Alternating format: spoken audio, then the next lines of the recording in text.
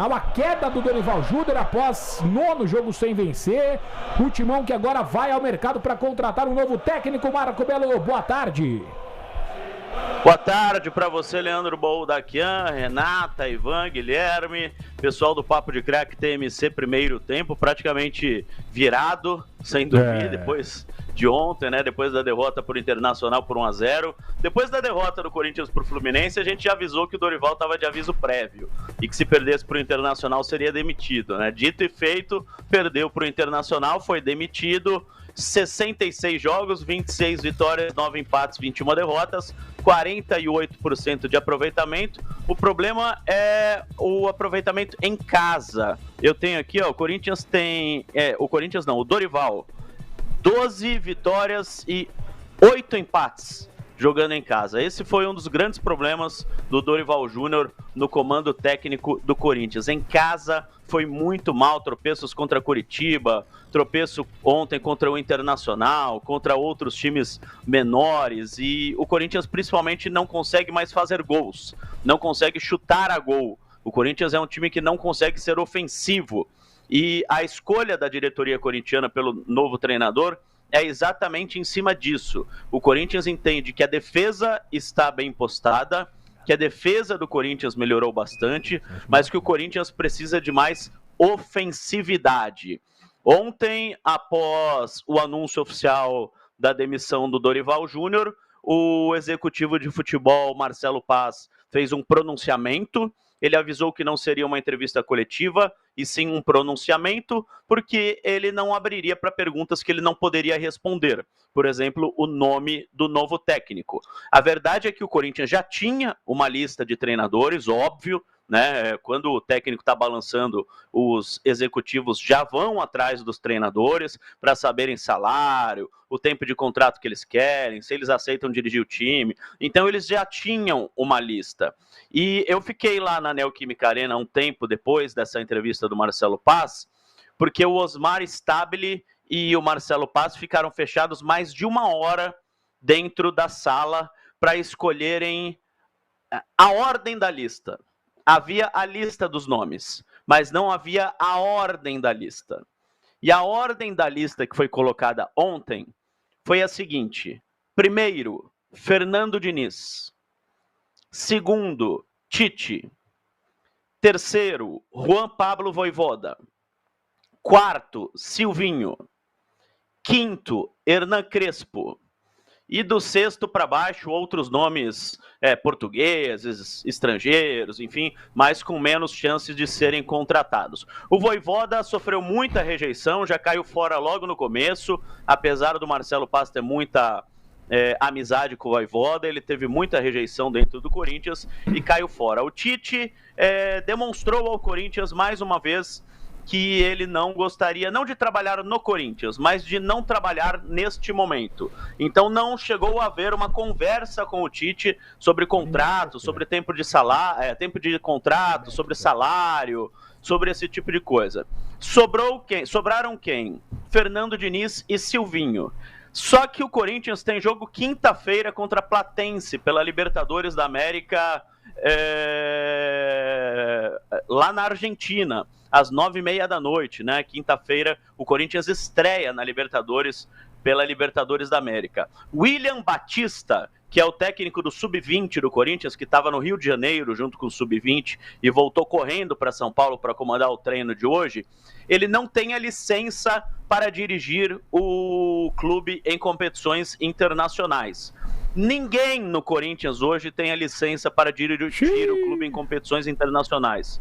O Corinthians, então, se não contratar um técnico até quinta-feira, vai ter que contar com a boa vontade da Conmebol de emitir uma licença provisória. Isso já aconteceu, não é novidade, tá? Não seria a primeira vez, inédito, mas precisa de uma boa vontade da Conmebol de emitir uma licença provisória para um técnico poder comandar a equipe. Mas a verdade é que o Corinthians não tem ninguém com licença para comandar o time na Conmebol. E o Marcelo Paz, ele soltou uma frase muito importante: nós queremos um técnico já para quinta-feira no banco de reservas. Hoje é segunda. O Corinthians viaja quarta para Buenos Aires. Para o técnico estar no banco na quinta-feira, precisa estar na terça no clube. Não tem como. Você tá na quarta noite e quinta-feira você tá viajando para a Argentina. Precisa estar na terça-feira, que é o último treino. Na quarta o time viaja. Normalmente o time viajaria na terça, né? A programação normal numa Libertadores da América, você viajar 2 dias antes. Um dia antes você treina no campo do jogo. E aí, no dia do jogo, você entra em campo. Mas o Corinthians vai viajar na quarta, um dia antes, justamente para esse técnico poder chegar e comandar esse último treino. Então o Corinthians tem 2 dias para contratar o técnico. 2 dias você não consegue tirar o Silvinho da Albânia, onde o técnico tem ainda 3 meses de contrato. Ele pode até sair, ele pode até querer treinar o Corinthians, mas você não consegue fazer isso em 2 dias. E os empresários do Fernando Diniz, conversando com o Corinthians, eles estão nos Estados Unidos, já no início da manhã, aceitaram, disseram sim, queremos, gostaríamos, se você quiser, eu quero. Então o Fernando Diniz hoje é o grande nome para dirigir o Corinthians a partir deste momento, Leandro. Então, interessante alguns pontos que você traz, Marco Belo. Eu vou abrir aqui para o Gui, Ivan e Renata, então só 2 me chamaram a atenção. Que a demissão do Dorival foi porque os caras queriam um time mais ofensivo. Quer dizer, então podia botar quem acha isso treinando o time, né? Porque o olhar técnico pra coisa toda, né? Então, Marcelo Paes. E agora... Ele tem que treinar, porque foi ele que deu essa declaração na coletiva ontem, não é nem informação... Perfeito. Claro, o Belo pode ter informação de bastidor, mas o Passo falou isso na coletiva. Brincadeira, você dá um time não vem atacando. Então dá mais qualidade pro cara pra você poder cobrar alguma coisa. E outra, contratar... me parece que tá sendo... Quem tá mais fácil aí pra um jogo de Libertadores? O Tite nunca pode quando é o Corinthians, né? Incrível, né, cara? Tudo bem, a questão de saúde mental, a gente respeita e tal, mas quando chega a vez do Corinthians, ele nunca tá afim. Nunca pode. Talvez na cabeça dele o nível de exigência é diferente, a pressão imagem, né? É maior. A imagem que ele tem, ele quer manter. A construção de uma história vencedora que pode, de repente, ser manchada. É uma série de situações. Mas vocês não acham que agora ele só não teve a disposição de afirmar isso publicamente. Mas só correr atrás de um cara pra, na quinta-feira, de repente, pensar melhor pra definição de um cara que lá na frente vai ser do que simplesmente... Quem tá mais fácil aí? É você? Então vamos lá que temos jogo na quinta-feira. Enfim, aí... O fato dele rejeitar o Corinthians, ele Tite, já fez com que ele perdesse certo prestígio. Tanto é que tem uma galera que defende que ele não deve voltar mais. O presidente da Gaviões se manifestou, também, né? Que não deram certo, inclusive. Agora, Belo, só uma questão que eu acho interessante a gente falar também, sobre o time não vem rendendo, né? Não vinha rendendo com o Dorival. 9 jogos sem vitória é muita coisa, a gente sabe disso. E o Martínez vai lá e dá uma declaração... culpando também, né? A saída dele, né, dando a entender que o Dorival foi o culpado pela saída dele. E normalmente quando um jogador vem se manifestar a respeito da saída de um técnico, a gente sabe que isso pode ter contaminado o grupo de alguma forma. Eu não sei se você tem alguma informação em relação ao dia a dia do Dorival em relação ao grupo. Porque os jogadores em campo, era nítido que o Corinthians não se achava, não se encontrava, desorganizado. Aí você fala sobre ofensividade. Você uma hora não tem o Memphis, uma hora você não tem o Yuri, uma hora você... O Guinegão também fora por questão... O Caio César chegou e não joga. Não consegue jogar. É muito fácil, né? Você botar a culpa no Dorival. Existia alguma questão em relação aos jogadores? Em relação ao Martínez, não foi só o Dorival que afastou o Martínez, foi a direção também. Foi uma decisão do presidente do clube rescindir o contrato com o Martínez. Não foi o Dorival que rescindiu o contrato com o Martínez.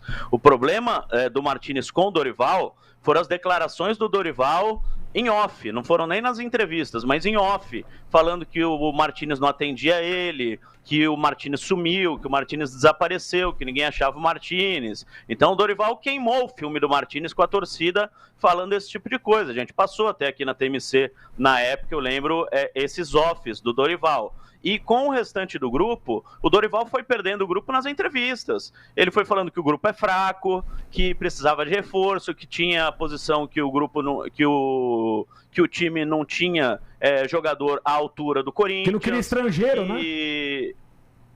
Que ele não gostava de estrangeiro. Outro dia ele falou que ele pedia uma coisa, os jogadores faziam outra, que ele treinava uma coisa, chegava na hora do jogo, os jogadores faziam outra coisa completamente diferente. Ou seja, ele foi perdendo o grupo aos poucos. Era nítido e claro que muita gente, muitos jogadores do Corinthians já não iam com a cara do Dorival. Eu não digo que eles derrubaram o Dorival, como disse o presidente dos Gaviões ontem, o Alê, claramente nos microfones. O Alê falou, os jogadores derrubaram o Dorival Júnior. Eu não digo isso assim tão claramente, mas que eles não iam muito com a cara, eles não iam, viu? Mas onde já se viu também, né, Guigui? O cara não pode tirar um mês de férias, não avisar ninguém, voltar com o ligamento do joelho rompido. O Martínez, né? Não, essa Cada do Martínez coisa, hein, Martínez, que não... O trabalhador merece, né? Esse cara é brincadeira o que ele fez. Isso que o Belo tá falando é uma coisa em relação às declarações que ele foi dando. A gente viu mais ou menos, né? Não é a mesma coisa, mas a gente viu também o Crespo no São Paulo. Né? Por exemplo, quando ele fala que rezava para Deus pela saúde dos jogadores ainda no ano passado, isso criou uma rusga, uma ferida com o Lucas que nunca se resolveu, que fez com que o empresário dele se manifestasse publicamente.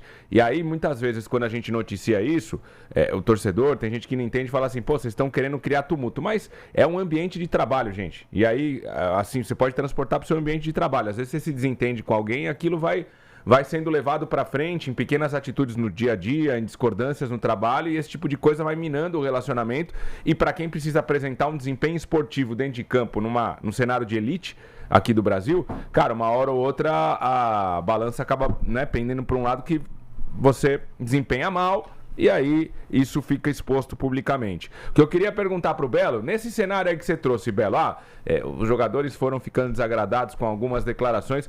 Eu lembro também que o Memphis se manifestou publicamente dando um empurrãozinho final no Emiliano Dias, no Ramon Dias, na família Dias, como vocês adoravam, né? Ele deu aquele empurrãozinho final pro precipício, falando o que falou lá quando ele já estava pendurado.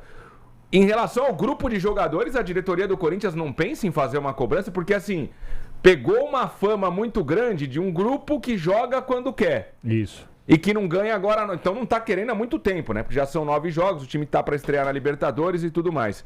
E em relação ao grupo de jogadores, eu sei que não dá para trocar todo mundo como dá para você trocar um treinador.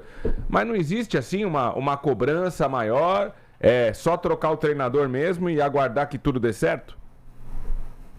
O presidente do clube não tem essa força, Guilherme. Se tivesse essa força, poderia até acontecer. O presidente do Corinthians simplesmente não tem a força de chegar para os jogadores do Corinthians gritando e exigindo comprometimento e exigindo que os atletas corram mais. Ele simplesmente não tem essa força. O Marcelo Paz também não tem esse estilo. Então o Corinthians não tem ninguém que faça isso. O Corinthians precisaria de alguém hoje, fosse um gerente de futebol, um ex-jogador, um Alessandro da vida, um Edu Gaspar da vida, um William Capita da vida, ex-jogadores que já estiveram lá, Emerson Sheik, fazendo essa função, justamente para fazer isso, porque hoje ninguém faz isso. O Osmar Stabile está mais preocupado com política, em tirar o Tuma do conselho. O Marcelo Paz também não faz isso, ele não é um cara que sai gritando com jogadores da forma que precisaria. Então o Corinthians hoje não tem ninguém para chegar para esses jogadores e fazer o que você disse. Soldado fazia isso? É o Soldado, não? No passado era o Soldado. O Soldado fazia um pouco mais que o Paz, com aquele jeito dele, né? Falando assim um pouquinho mais arrumado e tal. Mas falava. Ele cobrava. Bom, Marco Belo, a gente segue então no aguardo. Qualquer novidade você volta aqui dentro da nossa programação com informações do Corinthians. É a caça ao novo treinador. Eu tava vendo uma arte nos 10 últimos anos, cara, mais de 15 técnicos no Corinthians, assim, dos mais malucos. Nem lembrava do Cristóvão Borges, também passou por lá, lembra? É mais do mesmo, né, meu caro Ivo Drago? Você tá aí quietinho, só analisando. Não. A gente tá ouvindo pra depois a gente poder formular um raciocínio, né? É a crônica da morte anunciada, né, meu caro Ivo Drago? Quando começa nesse ponto de que, ele depende desse jogo pra ficar, o Dorival... tava com os dias contados. Contagem já regressiva. No grupo corintiano. Primeiro, o Dorival não é um treinador defensivista. Não tem como conceito de trabalho fazer com que as equipes se preocupem mais em se defender. Ele sempre gostou de um time equilibrado e em vários momentos ele conseguiu transformar a equipe numa equipe com mais posse de bola, com boas oportunidades de gol, enfim, uma equipe voltada pro ataque. A pergunta é, o Corinthians tem condições de fazer isso ou é só uma vontade Mas é isso que eu tô de falando. quem tá no comando? Mas é isso que eu tô falando. Se o cara faz uma leitura desse tipo, ele tem que ler que, por que ele não tá sendo ofensivista ou não tem peça, cara. Mas ele recebeu peças, né? Mas tá todo mundo Diferentemente de outros machucado. técnicos. E Não, peça, não. tudo Labiade? bem. Não, o André, o Gabriel Paulista. O Lingard também, né? Surgiram jogadores, né? Eu tô Sim. falando de jogadores que viraram titulares. Ele mais ganhou do que perdeu jogadores no final das contas, né? Agora, eu não consigo entender o Corinthians conseguir jogar num nível bom pra conquistar a Copa do Brasil e a Supercopa diante do Flamengo e, de repente, não consegue mais entregar. É muito louco isso. É. Não é só a exclusividade do Corinthians. Não é isso. Eu vou fazer um intervalo, a gente vai continuar com a discussão, Guigui. Sim. Você quer completar? Pode Não, falar. não, é por isso que eu falei da questão de cobrar os jogadores, entendeu? É isso. Porque se os caras performam dessa maneira, a gente muitas vezes compara com a estrutura da Europa do treinador não cair tão cedo. Mas será que não é só uma questão de, não, eu vou segurar mais o treinador? Será que não é mais uma questão também de dar mais poder ao treinador? Que lá Tipo, eles têm, né? Um jogador bater de frente, então tá bom, então você vai sair, cara. Então, 1, 2, 3, vocês vão sair. E aqui a gente não vê isso acontecer. E também uma coisa que a gente pode discutir no próximo bloco, essa história, né? O Ivan coloca bem, o Dorival nunca foi retranqueiro. Então, assim, essa história, porque o Corinthians tá precisando de mais ofensividade e tal. Será que já não é uma preparação de uma narrativa pra o estilo do Diniz encaixaria aqui? Pode ser, interessante. Bom ponto, hein? Bom ponto. Será que vamos ter o dinizismo Já tá em preparado. Itaquera? Aliás, Ó, sigam haja deixando o like. coração. Ó,